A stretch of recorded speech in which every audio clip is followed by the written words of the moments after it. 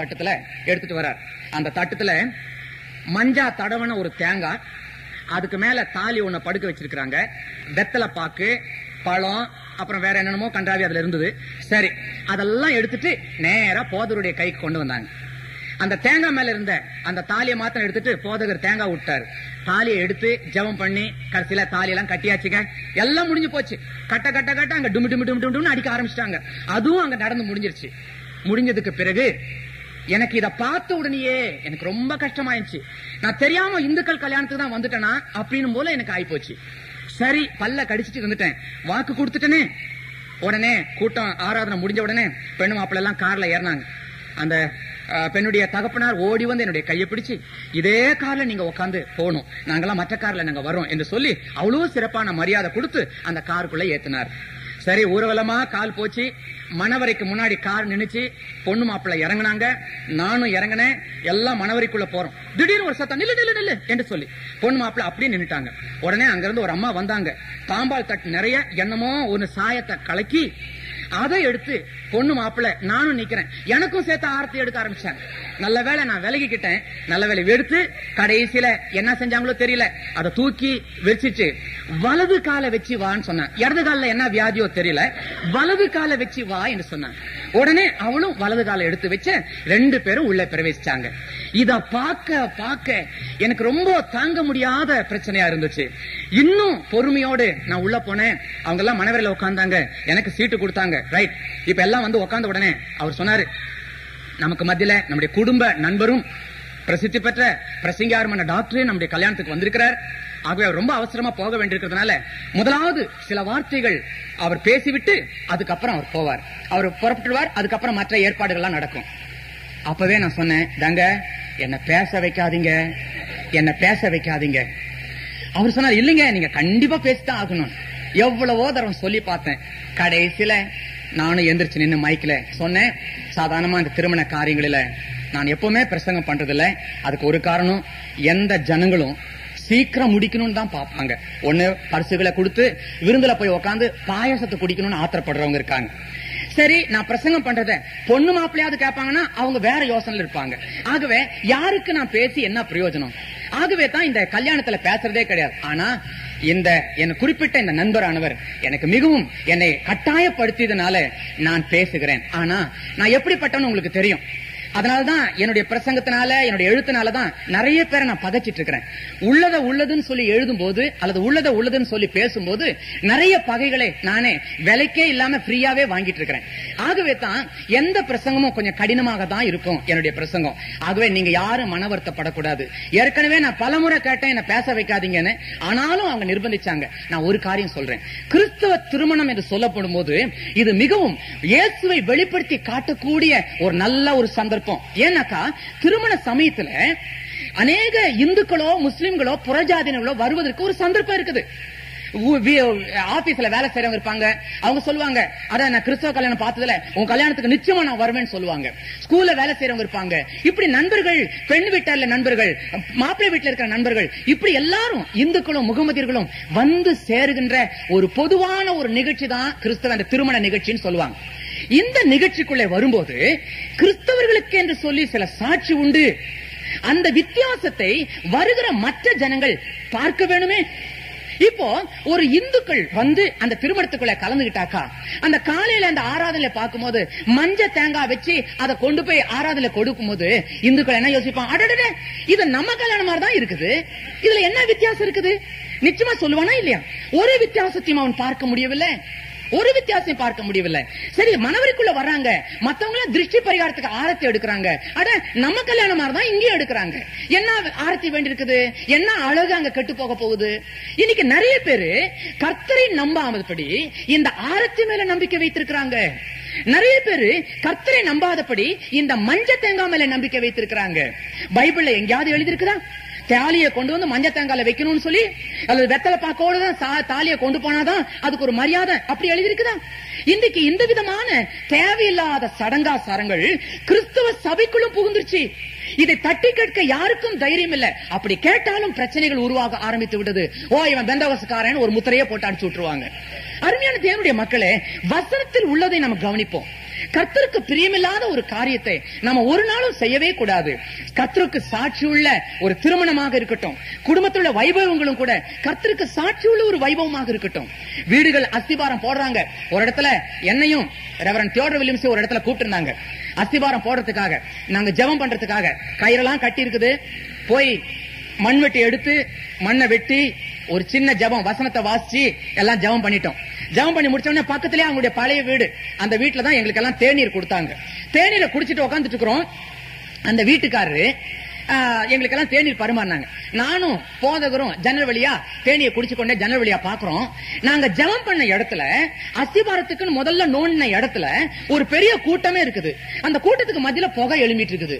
என்னங்க இது புகை? அதுக்குள்ளவா சமயம் கட்ட ஆரம்பிச்சுட்டாங்க. அஸ்திபாரமே போடல. அப்ப அந்த வீட்டுக்கார கூப்பிட்டோம், என்னங்க அங்க?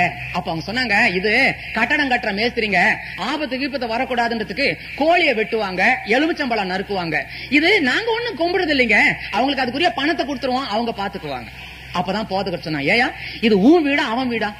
உன்னுடைய வீடா இருக்கும்போது உன்னுடைய காரியத்தை சொல்லலாம். நாங்கள் ஜீவிக்கிற தேவனை ஆராதிக்கிறோம், எங்களுடைய முறை பிரகாரம் தான் இதை செய்யணும்.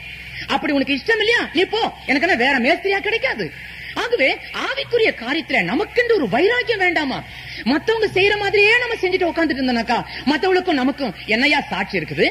இன்னைக்கு பாருங்க, சில இடத்துல பாத்தீங்கன்னா இந்த ஆயுத பூஜை வர சமயத்துல நீங்க பாருங்க, சில கிறிஸ்தவங்க பொறிக்க அளவாயா 10 பைசா கொடுத்தா அந்த பொறி எங்கேயாவது கிடைச்சிரும். அந்த ஆயுத பூஜை சமயத்துல போடுற அந்த பொரியே அதை வாங்குறதுக்கு எத்தனை பேர் ஆசைப்படுவாங்க? கர்த்தருடைய பிள்ளைகள் அந்த காரியத்திலும் நம்ம சாட்சியாக இருக்க வேண்டும்.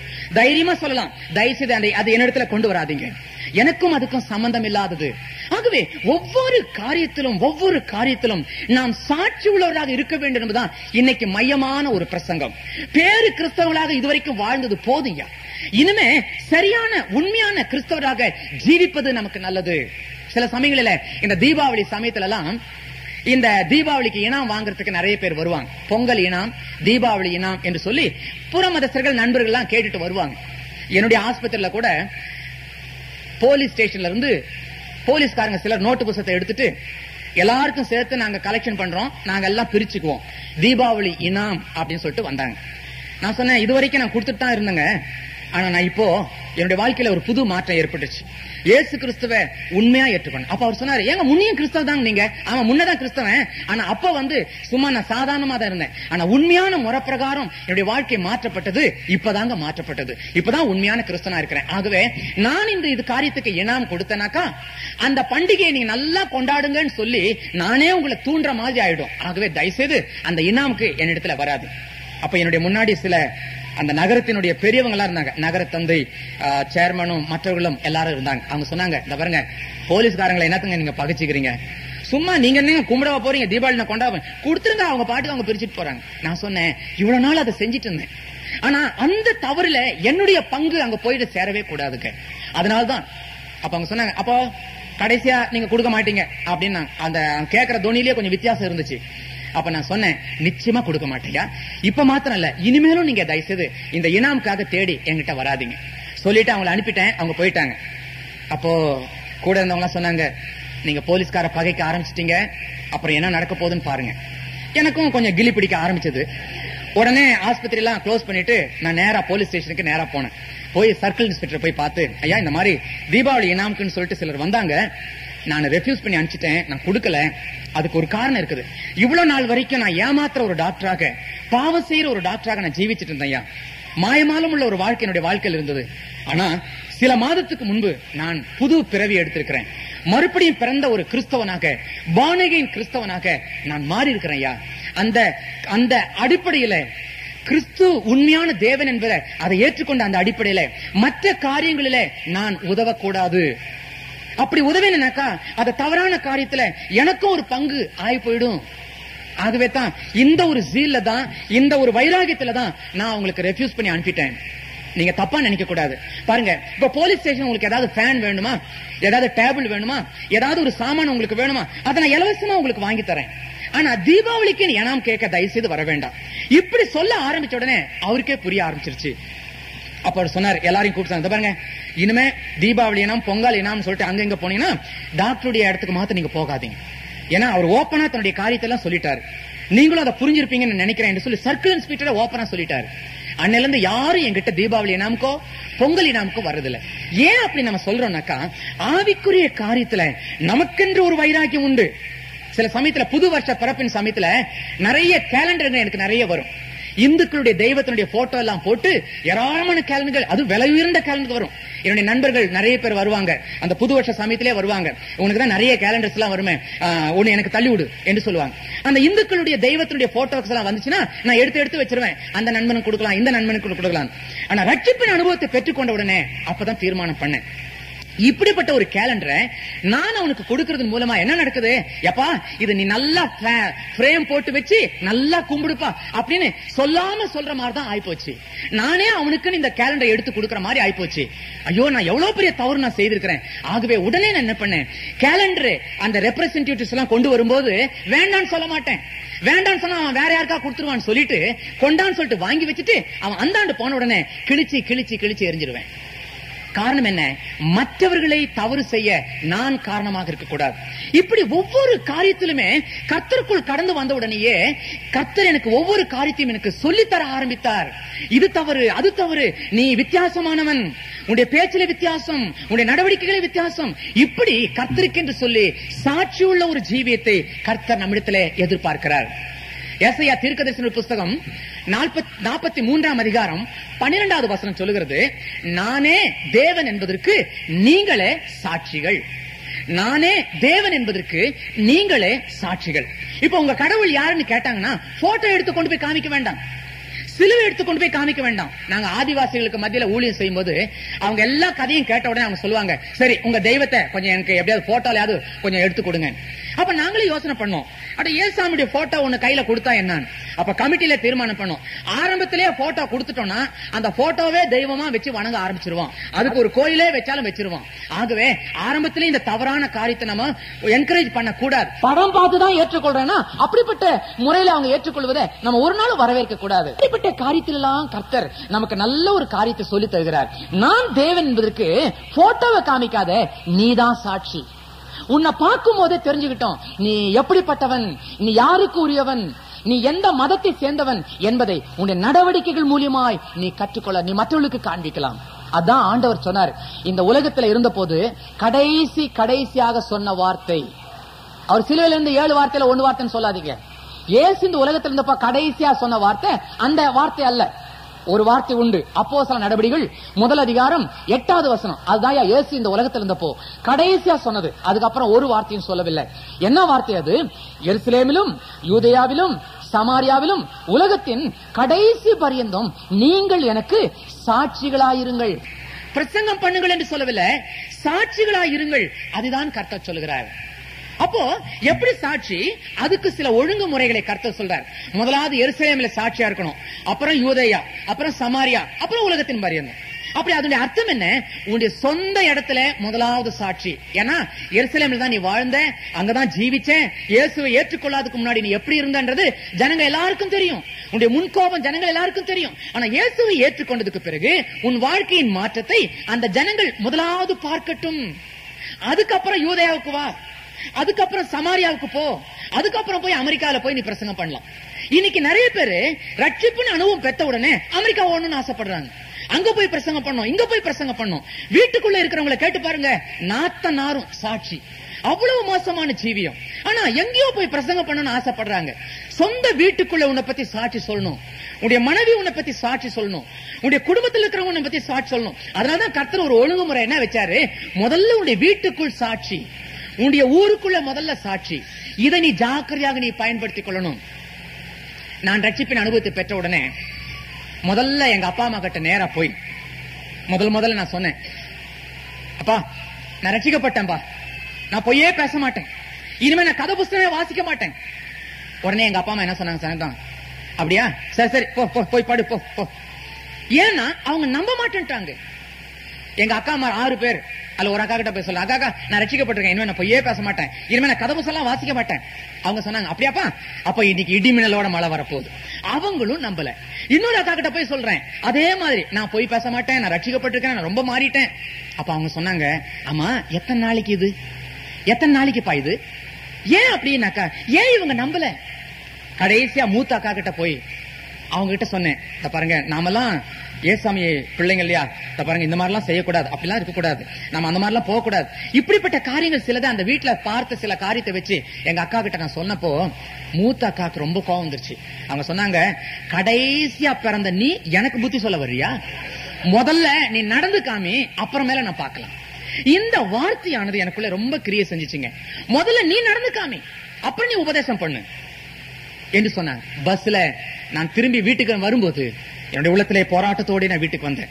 என்னுடைய அறைக்குள்ள சென்று நான் ஜெபிக்க ஆரம்பிக்கும் போது ஆண்டவர்கிட்ட சொன்னேன், ஆண்டவரே நான் ரட்சிக்கப்பட்டதை யாருமே நம்ப மாட்டேன்றாங்க சாமி, யாருமே நம்ப மாட்டேன்றாங்க.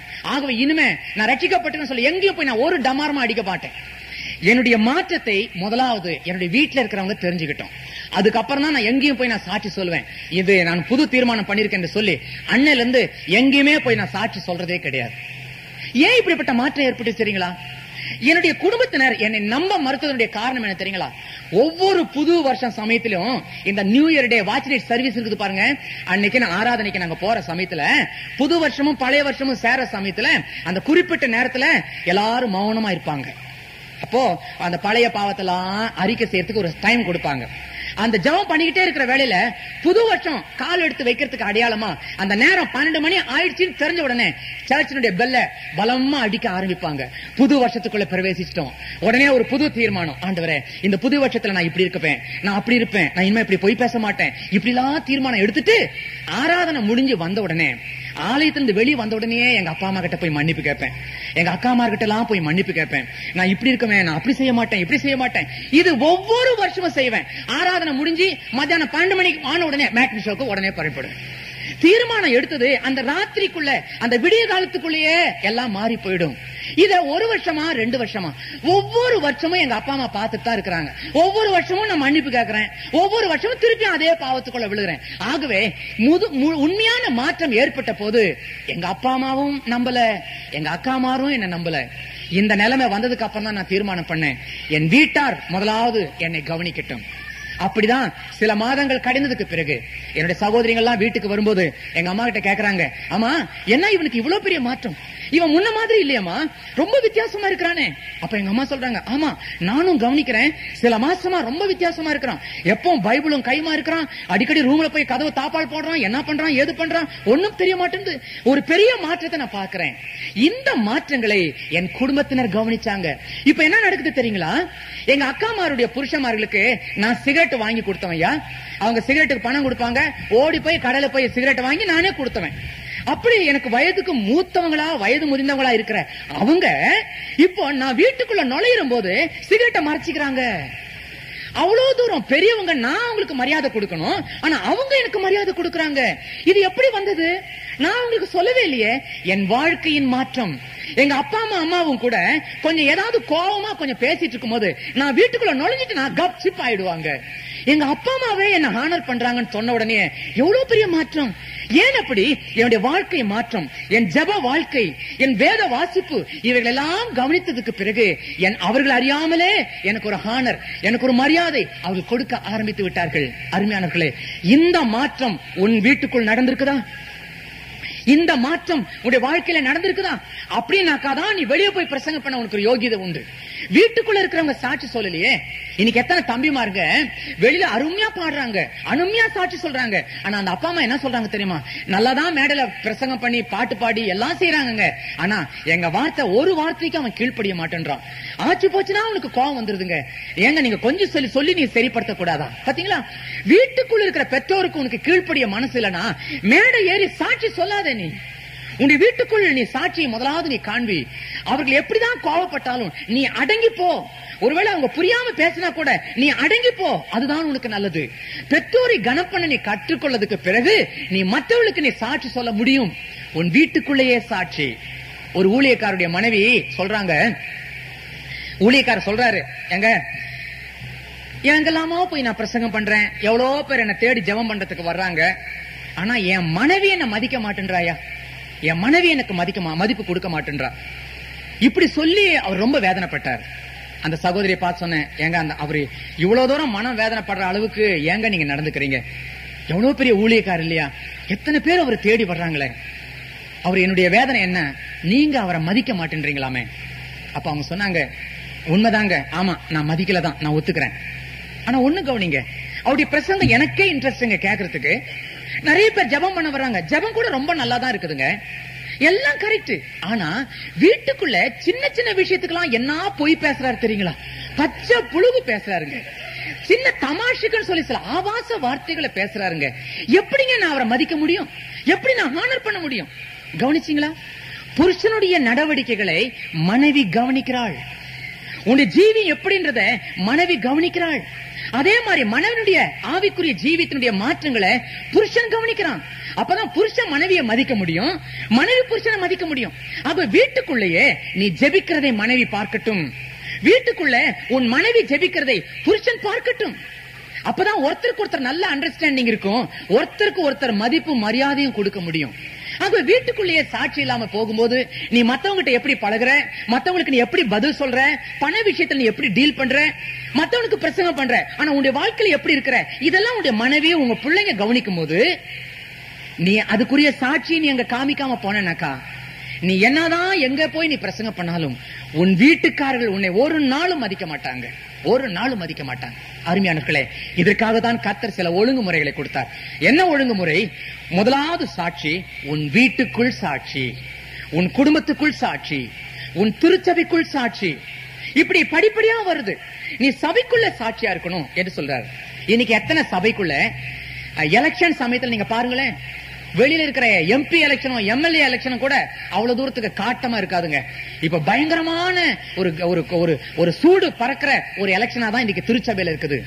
அதே மாதிரி கமிட்டி மீட்டிங்னு பாருங்க, என்ன அடிதடி, சேர தூக்கி போடுறதும் தம்பால் தட்டை தூக்கி போடுறதும் எத்தனை சபைகளில் நம்ம அதை பாக்குறோம் தெரியுமா?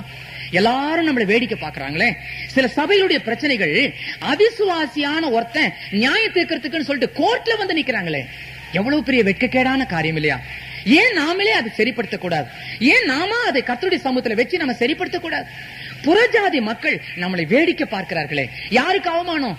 சபைக்கல்ல, மற்றவர்களுக்கு அல்ல, இயேசுவுக்கு தான் அவமானம். வேத புத்தகம் சொல்லுது, தேவன் தம்மை பரியாசம் பண்ண விட்டார், தேவன் தம்மை பரியாசம் பண்ண விட்டார். நம்முடைய செயல்களினாலே, நம்முடைய நடவடிக்கைகளினாலே கர்த்தருடைய நாமம் ஒரு நாளும் அவமானப்படக்கூடாது. உன்னுடைய கமிட்டியிலோ உன்னுடைய சபைக்குள்ளோ நீ ஒரு காரியத்தை குறித்து பேசும்போது சத்தம் போட்டு பேச வேணும்னு சொல்லிட்டு நீ முயற்சி பண்ணாத. இன்னைக்கு நிறைய பேர் யோசிக்கிறாங்க, சத்தம் போட்டு பேசினாதான் இந்த சபைக்காக ரொம்ப பாடுபடுற மாதிரியே யோசிக்கிறாங்க. ஏன்னா 1.5 மைல் தூரத்துல இருக்கிறாங்க, கமிட்டியில இருக்கிறவங்க எல்லாம் பக்கம் பக்கம் தான் இருக்கிறாங்க. கிறிஸ்தவர்களுக்கு என்று சொல்லி சில அணுகுமுறைகள் உண்டுயா, ஒரு அணுகுமுறை உண்டு. நீ எப்படி பேசணும், எப்படி பழகணும்ன்றதுக்கு சில ஒழுங்குமுறைகள் உண்டு. ஆகவே சரியான வசனத்தின் மூலமாக நீ வினயத்தோடு கூட உன்னுடைய காரியத்தை எடுத்து சொல்லு. கமிட்டில இருக்கிறவங்க அதை புரிஞ்சு கொள்ளலனாக்கா கர்த்தருடைய சமூகத்துல சொல்லு, ஆண்டவரே நல்ல காரியம் சொல்றேன், இவங்க யாருமே ஏத்துக்கொள்ள மாட்டேன்றாங்க, என்னுடைய திருச்சபையின் மேல மரம் இருக்க மாட்டீரா, இந்த சபையை நீர் ஆவிக்குரிய சபையா மாத்த மாட்டீரா என்று சொல்லி கர்த்தர்கிட்ட முறையிடணுமே தவிர உடனே வீம்புக்காக பார்க்கலாம், நீ அந்த லைன்ல போறியா, நான் வேற லைன்ல பாக்குறேன், உனக்காச்சு நான் எனக்காச்சு என்று சொல்லி நீ ஒரு குரூப்பை சேர்த்த, அவங்க ஒரு குரூப்பை சேர்த்த, திருச்சபைக்குள்ளேயே 2 பார்ட்டி அங்கதான் உண்டாகுது, 3 பார்ட்டியா பிரிய ஆரம்பிக்குது. இப்படிப்பட்ட பிரச்சனையும் வேதனையும் எதுக்காக? தான் யாருன்றதை ஒவ்வொருத்தரும் உணர மாட்டேன்றாங்க. திருச்சபைக்காக தான் பாடுபடுறாங்க. திருச்சபைக்காக பாடுபடும் போது எப்பவுமே இந்த போட்டி, பொறாமை, சாட்சி இல்லாத தன்மை நிச்சயமா உருவாகும். திருச்சபைக்காக யாருமே போராட வேண்டாம், அது எப்படியோ போகட்டும். ஆனா கிறிஸ்துவுக்காக போராடி பாருங்க, அங்கதான் வினயம் இருக்கும், அங்கதான் தாழ்மை இருக்கும், அங்கதான் விட்டு கொடுக்கிற தன்மைகள் இருக்கும். ஆகவே கிறிஸ்துவனுடைய சிந்தை உன்னுடைய உள்ளத்திலே தானே வர ஆரம்பித்து விடும். அப்புறம் பாரு, உன்னுடைய எல்லா நடவடிக்கைகளிலுமே நீ எவ்வளவு சாஃப்டா மாறிடுற, எவ்வளவு அடக்க ஒடுக்கமா மாறிடுற, எவ்வளவு பயபக்தியோடு கூட ஆவிக்குரிய சபையினுடைய காரியத்தில் ஈடுபடுறத. அதுக்கப்புறம் பாரு, சபைக்காக தயவு செய்து போராடாதீங்க, கர்த்தருக்கு என்று சொல்லி நீங்க காரியத்தை செஞ்சீங்கன்னாக்கா விட்டு கொடுக்கிற தன்மை தானாகவே வந்துடும், வினயத்தன்மை தானாகவே வந்துடும், வீம்பு வார்த்தைகள் ஒரு நாளும் வரவே வராது. கிறிஸ்துவை நீங்கள் அதன் மூலமாய் பிரதிபலித்து காண்பிக்க முடியும். நீங்கள் தான் பூமிக்கு உப்பாக இருக்கிறீர்கள். இந்த உப்பானது சாரமற்று போனால் எதனால் சாரமாக்கப்படும் என்று சொல்லி கர்த்தர் சொல்லுகிறார். இன்றைக்கு ராத்திரி இதோடு கூட நான் நிறுத்துகிறேன். நாளைக்கு இதனுடைய தொடர்புகளை நான் தொடர்ந்து நான் பேசுகிறேன். கர்த்தர் உங்களை ஆசீர்வதிப்பாராக. கண்களை மூடி நாம் ஜெபிக்கலாம். கிருபையுள்ள ஆண்டவரே, மிகப்பெரிய ஒரு பொறுப்பை எங்களுடைய கரங்களில் கொடுத்தீரே சுவாமி, நம்பி கொடுத்தீரே. உங்களுடைய நம்பிக்கைக்கு நாங்கள் துரோகம் செய்யக்கூடாது ராஜா. எங்களுடைய நடவடிக்கைகளை பலர் கவனிக்கிறார்கள், எங்களுடைய குடும்பத்துல, எங்க குடும்பத்துக்கு பக்கத்துல, நாங்கள் வேலை செய்கிற இடத்துல, நாங்கள் போக்கிலும் வரத்திலுமாக அநேக பேர் எங்களை கவனிக்கிறார்கள்.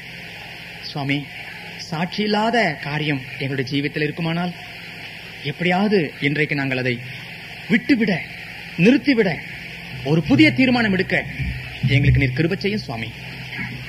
அக்கா தங்கைக்கு சாட்சியாக இருப்பாளாக, பெற்றவர்கள் பிள்ளைகளுக்கு சாட்சியாக இருப்பார்களாக, திருச்சபையினுடைய மூப்பர்கள் பொது ஜனங்களுக்கு சாட்சியாக இருப்பார்களாக. உம்மை இவர்கள் பிரதிபலித்து காண்பிக்கத்தக்கதாய் ஒவ்வொருவருக்கும் வேண்டிய உணர்வுகளை நீர் தர வேண்டும் நான் ஜெபிக்கிறேன் சுவாமி.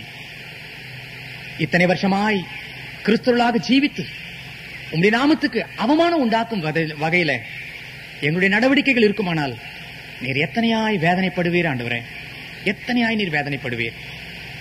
ஒரு முறை எங்களுக்காக சிலுவையில் அறையப்பட்டீர். ஆனால் எங்களுடைய செயல்கள் ஒவ்வொரு நிமித்தமாய் நீர் மறுபடியும் மறுபடியும் சிலுவையிலே அறையப்படுகிறீர். இனி நாங்கள் அப்படி உண்மை நாங்கள் வேதனைப்படுத்த மாட்டோம் என்று சொல்லி இன்றைக்கு ராத்திரி யார் யார் தீர்மானம் எடுக்கிறார்களோ அவர்களை நீர் ஆசீர்வதியும். ஒரு புது தீர்மானம் எடுப்பதாக, இந்த நிமிஷம் முதல் நான் எந்த கதை புஸ்தகமும் நான் வாசிக்க மாட்டேன். என் ஆத்மாவுக்கு அது கொஞ்சம் கூட பிரயோஜனம் இருக்காது. ஆவிக்குரிய புஸ்தகங்களை நான் இனிமேல் வாசிப்பேன். என் கரங்களில இனி சிகரெட்டோ பீடியோ சுருட்டோ ஒரு நாளும் காணப்படக்கூடாது ஆண்டவரே. உம்முடைய வேதத்தை கையில பிடிக்கிற என்னுடைய ஜீவியத்துல இயேசு என்று இதே வாயில சொல்லுகிற என்னுடைய வாயில உமக்கு பிரியமில்லாதது, சாட்சி கட்ட காரியங்கள் என்னுடைய வாயிலோ என்னுடைய கரங்களிலோ உண்டாகவே கூடாது என்று சொல்லி இன்றைக்கு ராத்திரி யார் தீர்மானம் எடுக்கிறார்களோ தீர்மானத்திலே நிலைத்து நிற்க அவளுக்கு ஒரு பலத்தை தாரும் சுவாமி. இப்படியாக இந்த நாளின் செய்தி நீர் ஆசீர்வதித்ததுக்காக உமக்கு ஸ்தோத்திரம். வந்த ஜனங்களை சமாதானத்தோடு அனுப்பும், சந்தோஷத்தோடு அனுப்பும். நாளையும் கூட கூட்டங்களின் முழு பொறுப்புகளை நீர் எடுத்துக்கொள்ளும். இயேசு என்னும் நாமத்திலேயே வேண்டிக் கொள்கிறோம் பரிசுத்த பிதாவே, ஆமென்.